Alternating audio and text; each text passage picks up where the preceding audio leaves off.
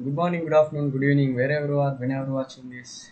Welcome to a new Tech Talk video of microprocessors and microcontrollers subject. And today I am going to discuss about the topic of registers of 8085 microprocessor.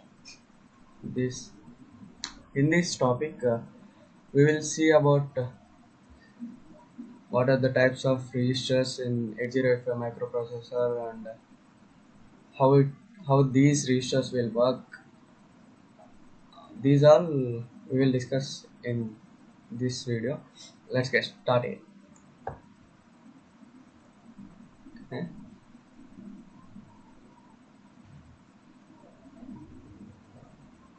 Okay. These are the contents which we will see now. What is registers? What is general purpose registers? What is the types of temporary registers? 16-bit registers. Sorry, it will be two types. Okay. Next, when coming to the registers, this is a normal type of register like this accumulator.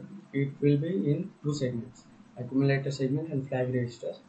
In this B, C, D, E, H, L, stack pointer, program counter, data bus, address bus, all the registers will be like this, only constructed like this, which will the registers of 8085 microprocessor has been different types of registers.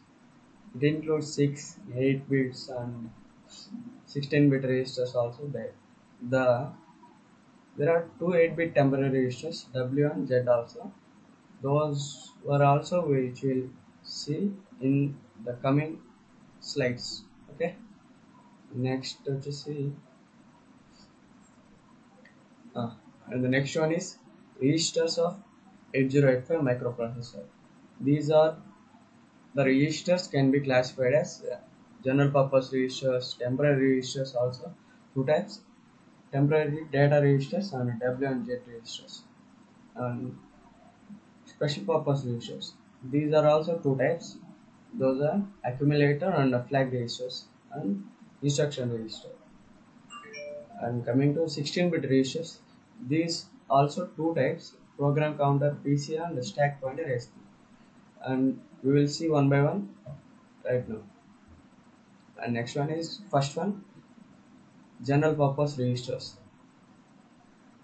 These general purpose registers are also called as 8-bit registers in 8085 microprocessor, and these registers which consist of B, C, D, E, H, L are the general purpose registers in 8085 microprocessor.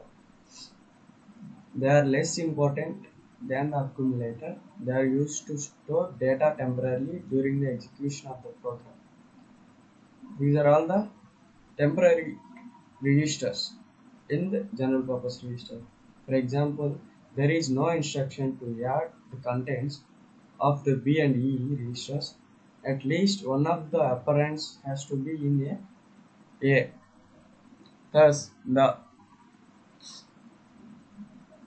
to add B and E registers and to store the result in B, the following has been done. This is how these registers will work on the basis of general purpose registers. And the next one is, it is possible to use those registers as pairs of 16-bit information like B and C are is two registers. B is consisting of 8 bits of data and C is consisting of 8-bit data.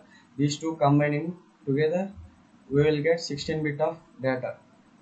This is how we will use 16-bit information in pairing them in at once, like BC, DE, HL can from register pairs. When they are used as register pairs in an instruction, the left register is understood to have the MS byte and the right register is LS byte.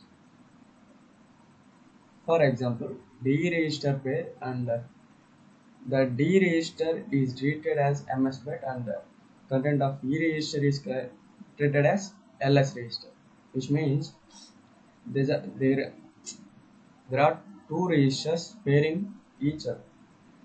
One is left and one is right. Right. These two will be separated as MS byte and LS byte. That's it. That is the criteria. When moving to A register, it contains of B register. Then move the result of the A register to the B register. The result will be A. That's it. That's it for this general purpose registers. And coming to temporary registers, these were two types. Okay. The temporary registers will be two types: temporary data register and W and Z registers. And the arithmetic logic unit has two inputs. One input is supplied by the accumulator and the other one is supplied by the data register. I told at the starting I told, right, these are two segments. One is accumulator and another one is data register. Like that only the arithmetic sends the data to the register. The programmer cannot access this temporary data. However, it is internally used for the execution of most of the arithmetic and logical units, which means the programmer cannot use the data of register in the temporary data register. That's it. And coming to the Z and W and Z registers, W and Z registers are temporary registers. These registers are used to hold 8-bit data during the execution of the sum instruction. These W and Z are also temporary registers. We are already know about it. These registers are used to hold 8-bit data only. I told, right? These are all 8-bit data registers except 16-bit, those two, PS and SP, PC and SP. Those except those, these are all registers are 8-bit registers. These registers are not available for the programmer also, since 8085 microprocessor architecture uses them internally. The microprocessor use these registers internally only. The programmer can't access the data of these registers. That's it for this temporary registers. When coming to special purpose registers, these are three types. Accumulate. First of all, we will see one by one. First one, register A, accumulator. Accumulator is a register. It will. It is also a 8-bit register. It will perform the arithmetical, logical input-output load store operations in the 8085 microprocessor. Register A is quite often called as an accumulator. A is called as accumulator. A, which means the letter A, is called as accumulator. That's it. An accumulator is a register for short-term and intermediate storage of arithmetic and logical data of computer CPU. It will work as short-term and intermediate time duration of the intermediate storage of the arithmetic and logical units. Okay, these purposes will be the accumulator will be used. The arithmetic operations involving two operands. One operand has been in the register and the result of the arithmetic operation will be stored accumulated in the register, which means there are two operands. One is in register, another one is operand. Stores the accumulated in the register. That's it. Similarly, logical operation involving two operands. Also, some other operations like completing, decimal adjustment can be performed by only the accumulator. Okay, it will be acts as two accumulators, two operands. Like that only the accumulator will be performs in the 8085 microprocessor registers. And coming to the flag registers, flag register will also uh, consisting of three or more in this one. First one we will see one by one. Okay. It is a 3-bit register in which the 5-bit data carries significant information to the flags, which means flag register is a 3-bit register. It will transfer the 5-bit of information of flags, like 5 bits of flags is there in 3-bit register. Okay, one and first one is S, Z, AC, S, P, AC, P, CY, like that. First one we will see one by one. Okay, I will say my camera. One set. S, first one is S. S means sign flag. The sign flag is as an arithmetic or logical operations will be used. It will be in D7 of the result is 1. The sign flag is set like that. In a given byte, if D7 is 1, the number will be viewed as a negative number. If D7 is U, the number will be considered as a positive number. Like that, the sign flag will be works in the register of flag. And coming to Z flag.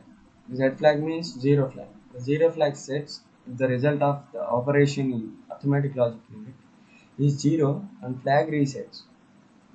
If the result is non-zero, the zero flag will also set it as certain register contents become 0, following an increment or decrement operation of the flag register of that register, which means the 0 is set by this zero flag register.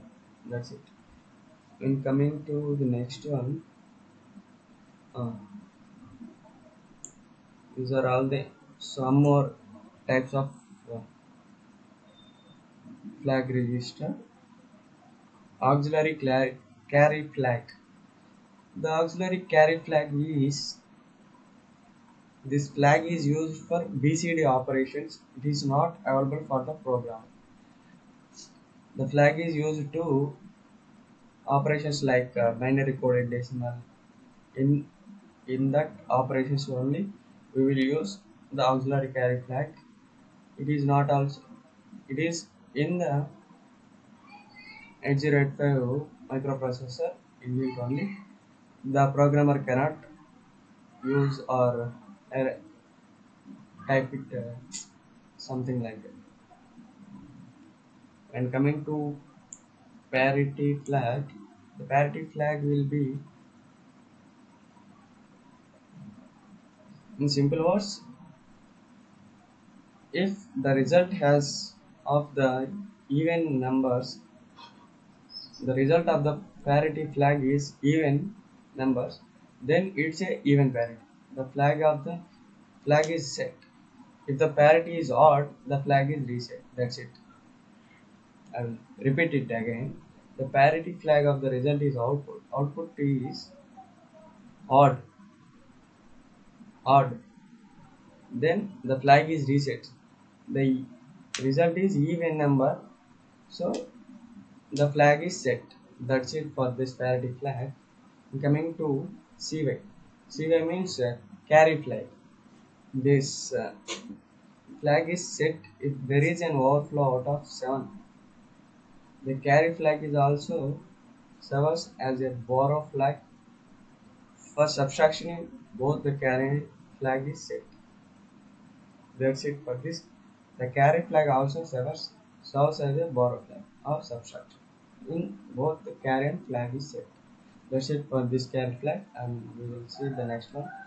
Instruction register.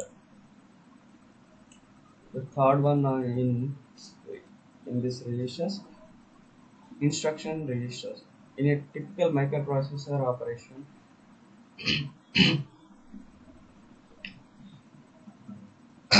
the computer central processing units of the computer stores the opcode in a register called the instruction register. I will repeat it again. This the OP code in a register.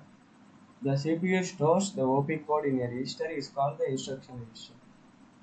This code further sends the instruction decoder to the 256 alternators. A typical microprocessor operation like this only. The microprocessor first fetches the opcode to information memory, which means it stores, it sends the opcode a register called instruction register. That's it. And coming to 16-bit registers, these will be two types. I'll set my camera like this. And these these are two types. One is programmer counter and another one is set counter. Okay, PC and SC. We will see the programmer. The PC means program is a sequence of instructions. That's it. These instructions from the memory and executes. The program counter is a special purpose register which at a given time and stores the address of the next instruction to be fetched. Program counter will be acts like program counter depends on the nature of the instructions. It will be fetches the future moves also. The program counter will focus increments the program. The instruction. That's it. For 1 byte of instruction, it increments program counter by 1. For 2 byte instruction, it increments by program by 2. Like this, how many bytes of instruction is needed, it will increase the program to that value of instructions. So this is called as program counter. That's it. For coming to stack pointer, the stack pointer is a reversed area of the memory of in the RAM where temporary information may be stored. A 16-bit stack pointer is used to hold the address of the most recent stack entry, which means it is a temporary information is stored in a RAM. That is, the stack is a reversed area of the memory. It's called as stack pointer. Okay, that's it for this topic. And coming to this one, this is an architecture of 8085 microprocessor and with combining the register organization. This is the register organization. This whole will shows us the architecture of 8085 microprocessor. Let's see. This is accumulator, temporary register, instruction decoder, flag registers. This, this is the registers. The interrupt controller, serial ID controller, reset, address bus, data bus. Okay, this is the architecture of 8085. This is our topic of today's registers of 8085 microprocessors. That's it for this video. Thank you.